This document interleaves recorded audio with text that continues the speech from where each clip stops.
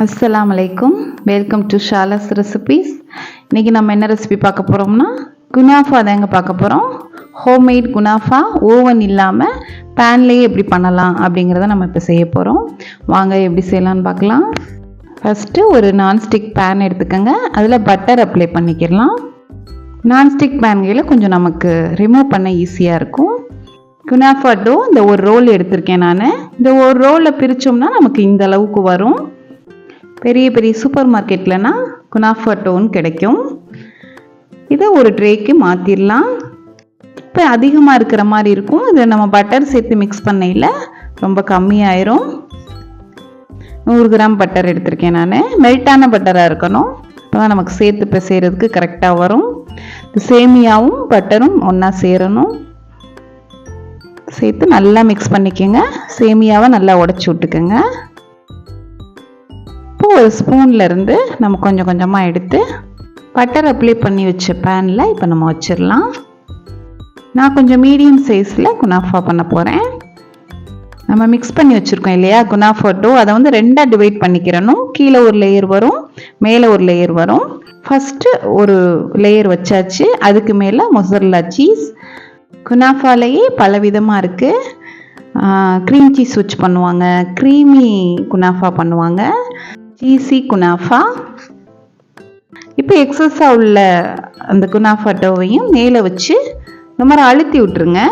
Cheese தெரியாத அளவுக்கு ஃபுல்லாக கவர் பண்ணி சரி பண்ணி விட்டுருங்க. அப்போ தான் நமக்கு திருப்பி போடையில் பிரியாமல் இருக்கும். இப்போ இதை மூடி வச்சிடலாம். 10 நிமிஷம் லோ ஃப்ளேமில் அடுப்பில் இருக்கட்டும். இதுக்கிடையில் நம்ம சுகர் சிரப் தயார் பண்ணிடலாம். 1 கப் சுகருக்கு 1/2 கப் தண்ணி. எந்த கப்பில் நீங்கள் அளக்குறீங்களோ அதே கப்பில் 1/2 கப் தண்ணி சேர்த்து ஜஸ்ட் இந்த சுகர் வந்து கரைஞ்சா போதும். லிக்யூட் கன்சிஸ்டன்சி வந்தால் போதும். சுகர் சிரப் நமக்கு தயாராகிடுச்சு. 10 நிமிஷம் ஆயிடுச்சு. நம்ம திருப்பி விட்டுடலாம்.